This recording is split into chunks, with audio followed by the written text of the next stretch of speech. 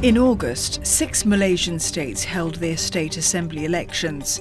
One major issue for voters: bread and butter. I lost my job, so I was quite sad because I'm the pillar of the family.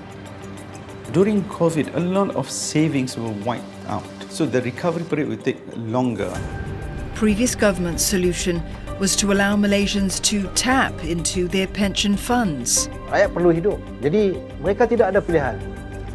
But for many, this lifeline has quickly vanished. Millions of people have wiped out their pensions and they have nothing left. 1 in 2 has only 200 per month to live until they die. Is Malaysia staring at a retirement crisis? And can their depleted pension funds be saved? That time bomb is ticking.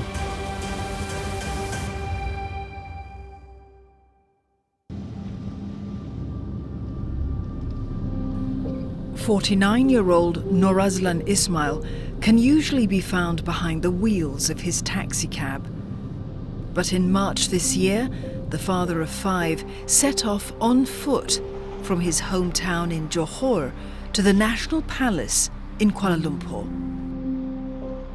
He walked 312 kilometers over 6 days to deliver a message to the Sultan, to tell the country's lawmakers to hear the cries of people like him in need of financial help.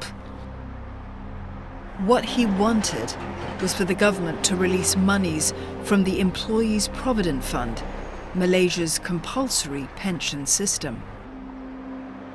Bila EPF saya dapat keluar, saya dapat nutup lubang yang ada di belakang. Alhamdulillah, jadi saya dapat survive untuk apa yang saya dapat harian sekarang. Sekarang lubang kat dalam ni masih, lubang di belakang masih ada. Jadi tak ada alternatif yang kelompok duit saya dapat untuk saya nak tutup. Saya memerlukan sangat pengeluaran KWSP bersasar. Rumah tangga saya hancur dan saya nak membina kembali, saya memerlukan dengan duit, dengan wang. Living costs in Malaysia, like elsewhere in the world, have gone up. When the country held its important state assembly elections this August, cost of living was foremost on voters' minds.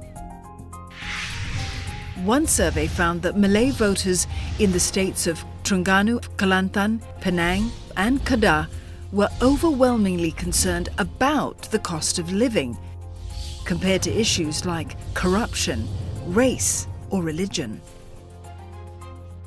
In terms of cost of living, of course, they're still high relative to years back, but the increase of the costs have been mitigated by some of the measures by the government.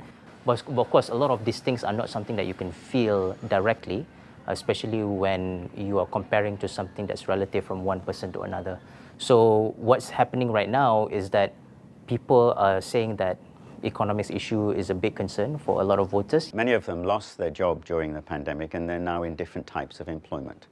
And some of them have set up micro-enterprises or they're in the gig economy. So when you have all of that, it means that the cost of living is much higher, your income hasn't increased and your employment situation is more precarious.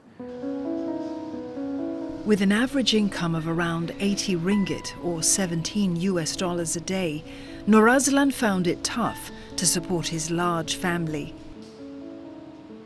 Gaji tak menentu. Kalau ikutkan kais pagi makan pagi, kais petang makan petang. Dari segi kewangan, pembelanjaan harian, anak-anak sekolah, lepas tu hutang-hutang yang ada sebelum-sebelum ni. Jadi saya tak dapat nak menampung dengan keadaan saya sebagai pemandu taksi sekarang. Kadang-kadang nak beli susu pun kadang-kadang tak ada duit. Nah, jadi nak buat macam mana? The struggles of ordinary Malaysians come in the wake of the COVID pandemic, which hit the country hard. A few months into 2020, unemployment rose above 5%, the highest in 3 decades. Muhammad Nazri Moin found himself among those statistics. The former group assistant director of a hotel chain lost his livelihood when the virus swept the country and tourism vanished. I would say I'm quite sad actually, and then don't know what to do actually, because you can't go anywhere. I mean, with my age that time, I hit 50. To join workforce in Malaysia, especially in Kuala Lumpur, is quite hard. You know, I send resumes, my CVs, I think more than 100 companies, and then even I attended few job fairs and then not successful. At 50, Nadri would have been eligible to withdraw funds from his pension, the Employees Provident Fund, or EPF. This is a compulsory savings scheme, with most employees setting aside 11% of their salary, while employers contribute another 12 to 13%. The EPF is divided into two accounts.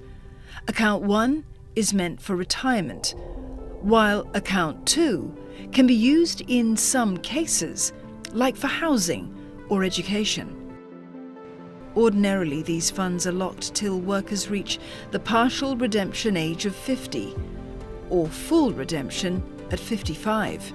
But during COVID, then Prime Minister Muhyiddin Yassin, leader of the Perikatan Nasional government, allowed a special dispensation for workers to dip into their EPF to cushion the impact of the pandemic.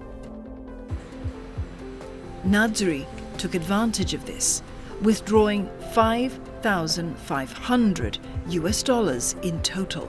I use the money specifically for the business, part of it, and then some of it I use for daily use. So we ended up selling Indonesian dessert called Estella, and then one famous Thai street food, Karabu Maggi Tom Yum, something like that, yeah. So it was an instant hit because we didn't compete with other vendors next to us. It was a good start for us. But what started as a one-off withdrawal became insufficient as the pandemic wore on.